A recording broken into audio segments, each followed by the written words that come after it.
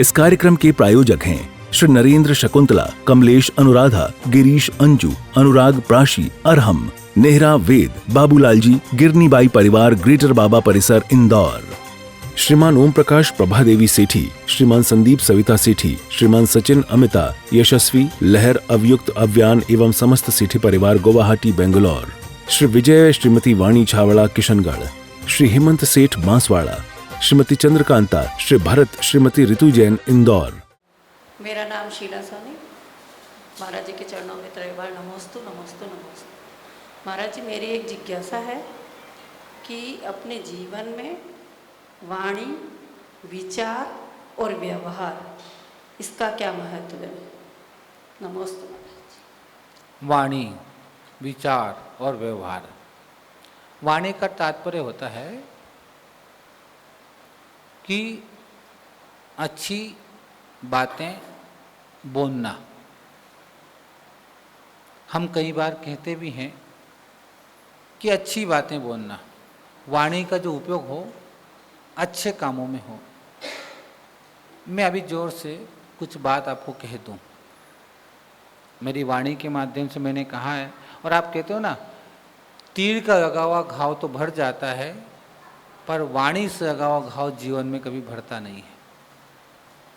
तीर का लगा तो भर जाएगा, पर वाणी का लगा हुआ, हम कभी किसी के बीच में समझौता कराने जाते हैं ना, समझौता कराने जाते हैं, देखो भैया उसकी बात मत करना, उस दिन मुझे इसने ऐसा कहा था, क्या कहते हो, तो उसकी बात तो आप करो ही मत, जो चाहिए दे दूंगा, पर जो उसने कहा है ना वो मेरे यहाँ लगा हुआ है। कहाँ लगा हुआ है? दिल में। तो वाणी, वाणी मिठास वाली होनी चाहिए कि हमारा शत्रु भी सुने तो उसको प्रिय लगनी चाहिए, अच्छी लगनी चाहिए। पंखा मैंने चालू करने को कहा, मैंने बहुत तेज आवाज़ में कहा और एक धीरे आवाज़ में कहा। सच बताना, किस में आनंद है आपको? किसका फर्क पड़ा? वाणी का फर्क पड़ा ना, वाणी का फर्क पड़ा है। अभी अलग बात है कि किसी जानवर को समझाना हो तो कोई डंडे मारकर समझता है और कोई प्रेम से समझता है ना। तो ये विचार करना, वाणी को जब हम उपयोग करते हैं तो वाणी जो है ना हमारी ये युद्ध का कारण बनती है। और कहाँ बनी थी युद्ध का? अंधे का बच्चा अंधा, पूरी महाभारत ही उसी से बनी है।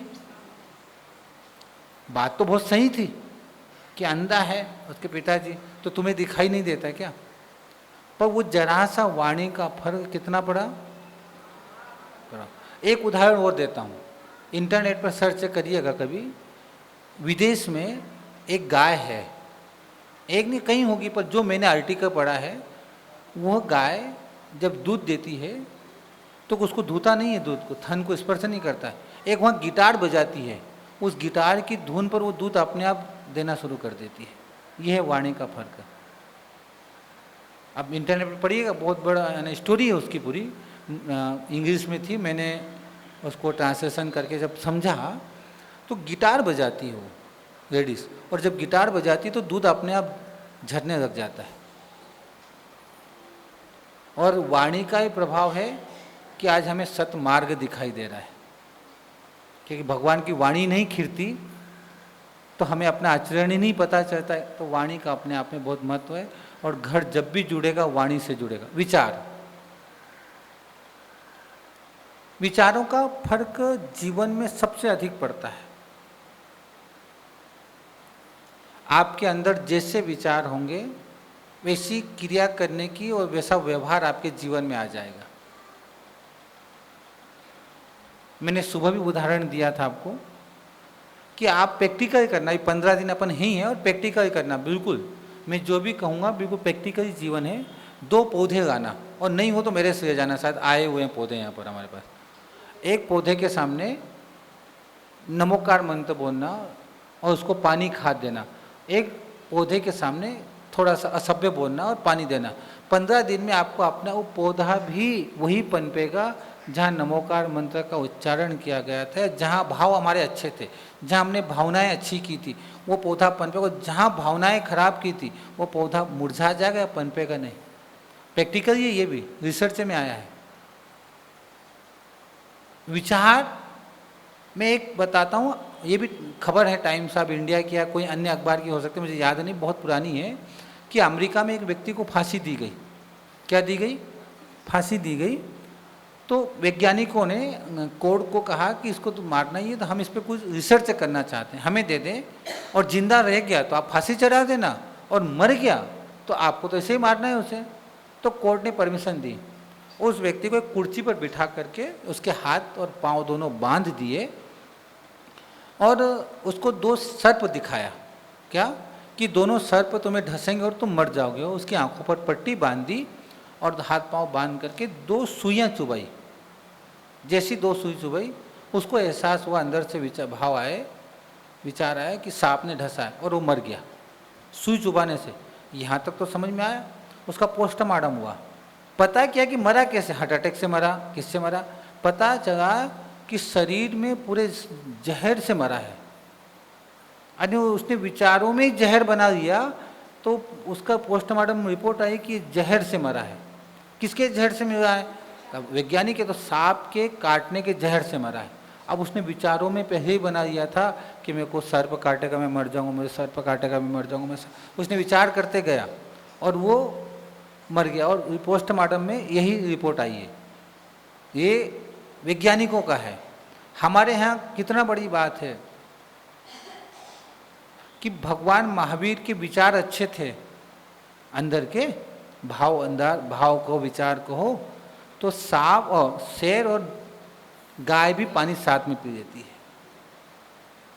अब व्यवहार की बात है, चाहे मंदिर में हो चाहे घर में हो, अच्छा व्यवहार करोगे तो तुम्हारा सम्मान बना रहेगा, और व्यवहार खराब रखोगे तो दोनों जगह ही तुम समाप्ति को, यानी आपको, अगर आप प्रेम से किसी से बात करते हो, मैं कहता हूँ घर में आप कुछ नहीं कर रहे हो, पर सुबह से उठ करके घर में किसी सदस्य को पूछे ना, भैया कोई काम तो नहीं, मैं मार्केट जा रहा हूँ, कोई काम तो नहीं है, सबसे पूछोगे ना, फिर भाई करके मत आना, पर पूछ लेना, और शाम को आ कहना भैया बहुत थक गया था आज नहीं हो पाया, तो भी तुम्हारा व्यवहार देखो क्या कहोगे, करे ना करे पर कम से कम पूछता तो है।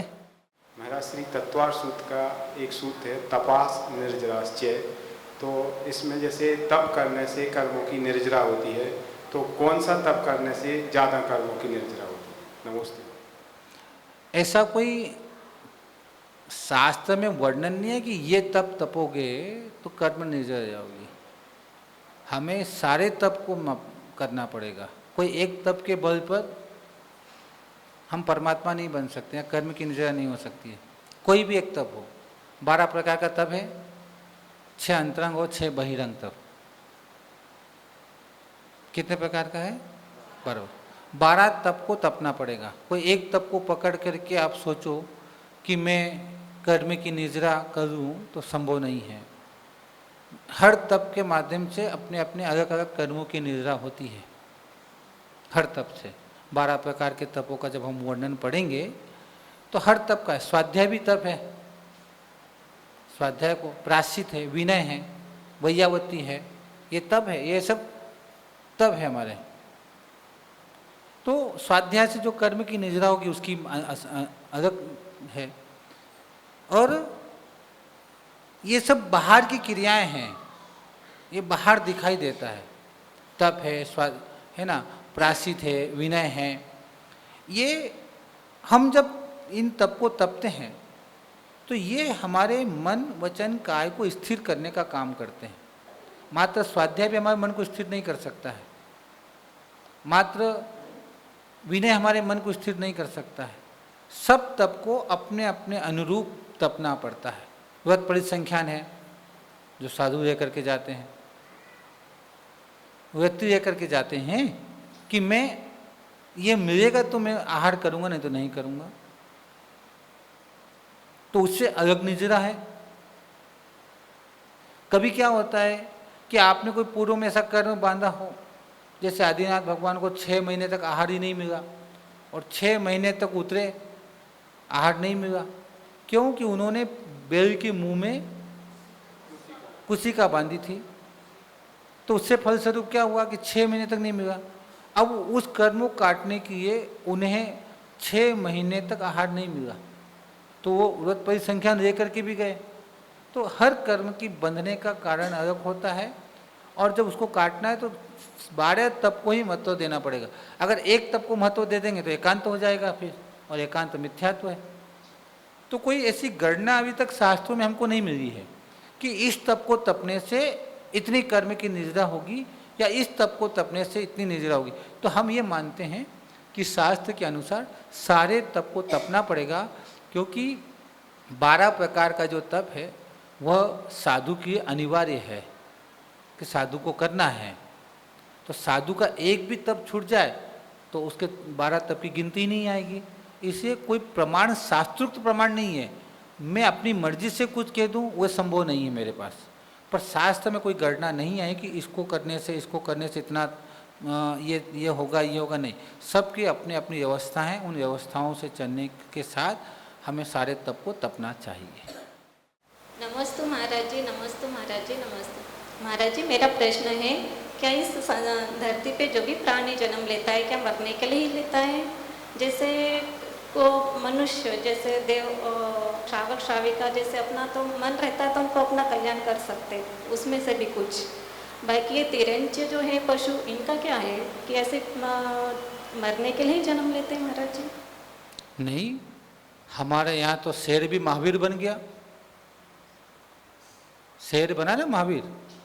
शेर की पर्याय में उन्होंने दोनों मुनिराजों का उपदेश सुना और उसको ग्रहण किया। ग्रहण करने के बाद अनुरोधों को धारण किया और फिर मरण किया, और 10 भव के बाद वो महावीर बन गया, है ना। एक कुत्ता था जिसको सेठ ने नमोकार मंत्र सुनाया तो देव बन गया। एक बैल था, उसको नमोकार मंत्र सुनाया तो वो देव बन गया। एक मेंढक था, वो भगवान के दर्शन करने के भाव हुए और राजा सैनिक के हाथी के पैर के नीचे मरा तो वो देव बन गया। तो बताओ फिर कैसे हुआ? और कोई आपने ऐसा शास्त्र में कहानी पढ़ी है क्या कि किसी आदमी को नमोकार मंत्र सुनाया और देव बन गया हो? हाँ, नहीं सुनी ना। तो हमारे आचार्य बताने कि तुम इंसान हो तो अपने पे घमंड मत करना। अगर त्रियंच भी नमोकार मंत्र सुनेगा तो वो भी देव बन जाता है। इसलिए तुम तिर्यंच के जैसे हो। अगर तुम जीवन में कुछ नहीं धारण करोगे तिर्यंच हो, तो तुम में वो तिर्यंच में अंतर क्या है कि तिर्यंच मुनि अरिका बन सकता हो, तिर्यंच मुनि अरिका नहीं बन सकता है, और तुम मुनि अरिका बन सकते हो। इतना ही तुम्हारे और तिर्यंच में अंतर है, बाकी कोई अंतर नहीं है तुम दोनों में। तिर्यंच महाव्रतों को धारण नहीं कर सकता है और मनुष्य महाव्रतों को धारण कर सकता है, बाकी कोई है। तो इससे अपने अहंकार को घटाना हो तो ये घमंड मत करना कि मैं पूजा करता हूँ। अरे तुम तो पूजा कर रहे हो पर अहंकार के साथ कर रहे हो, तो भी तुम कहीं जाने वाले नहीं हो। और तिर्यंचों ने भावपूर्वक नमोकार मंत्र सुना तो भी देव बन गया। इससे तिर्यंच भी अपना कल्याण कर सकते हैं। और आज दोपहर को हमने बताया था, आचार्य कुंद स्वामी ने कहा कि जल का एक जीव का क्या पुण्य कि वो वहाँ से बाहर निकल जाए। तो उन्होंने इतना अच्छा जवाब दिया, आचार्य कुंद स्वामी की बात बता रहा हूँ, अष्टपहुड़ में, कि जो जल भगवान के ऊपर चढ़ गया वो पुण्यशाली है, और जो गटर में चला गया शराब बनने चला गया वो पाप है, वो पापी जल का एक जीव है। जो भगवान पे, जो दीपक, जो अग्नि भगवान के दीपक में आरती में काम आ गई वो पुण्यशाली है, और जो बीड़ी और सिगरेट फूकने में जा रही है वो पाप है। ऐसे ही फल का भी कहा उन्होंने, फल यानी वनस्पति का, कि जो फल, जो वनस्पति भगवान के चरणों में आकर के चढ़ जाएगी वो पुण्यशाली है, और जो तुम्हारे खाने पीने में आ रही है वो पापशाली है। जो जिस पत्थर की यानी पृथ्वी काय की मूर्ति बन गई वो पूजनीय बन गई, और बाकी लोग धोबी उसमें कपड़े धो रहे हैं, तो पुण्य पाप तो उनके पास भी है। ये आचार्य कुंद स्वामी कह रहे उनका क्या पुण्य। तो जो जल भगवान के ऊपर एक बार चढ़ गया है वो निश्चित रूप से 2 इंद्रिय 3 इंद्रिय 4 इंद्रिय पर्याय को धारण करेगा। तो पुण्य तो कोई भी, पुण्य तो किसी का भी आएगा, बिना पुण्य से कुछ होना नहीं है। इससे सब कर सकते हैं। हमने तो एक भी उदाहरण ऐसा नहीं पढ़ा कि किसी इंसान को नमोकार मंत्र सुनाया और वो, है ना। इससे तिर्यंचों का ही उदाहरण आया है। तो आप ध्यान रखना कि आपको आरिका बनना है। मैं डॉक्टर चंद्रकीर्ति जैन जाखलोन ललितपुर से हूँ। नमोस्तु महाराज, नमोस्तु महाराज, नमोस्तु महाराज। महाराज तत्वार सूत्र में आया परात्मनिंदा स्वप्रशंसे नीच गोत्रस, तो ये तो मनुष्य में तो चल जाएगा, त्रेंचियों में कैसे घटित होगा? या जैसे मान लो आज शेरे की पर्याय में कौन नीच शेर होगा, कौन ऊंच शेर होगा, ऐसा। या केचुआ है तो केचुआ में कौन नीच हो जाएगा, कौन ऊंच हो जाएगा।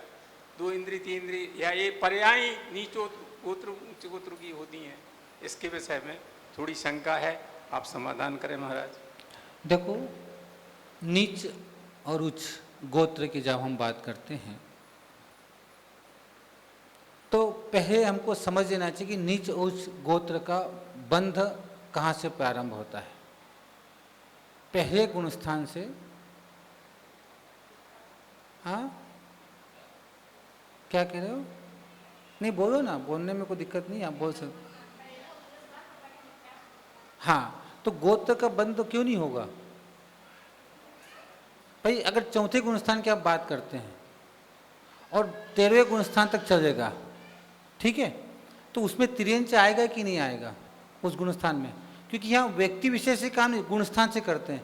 तो अगर पंचेंद्रिय जीव हैं तो उनका गुणस्थान चौथा, पांचवा, पहला जो भी होगा। अगर आप मानो कि पहले गुणस्थान में नहीं होता है तो फिर क्या मिथ्या दृष्टि का उच्च नीच गोत्र का बंध नहीं होगा क्या?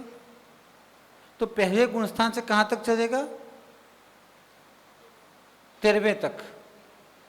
तो इस गुणस्थान में जो भी आएगा उन सब के नीच और उच्च गोत्र का बंध होगा।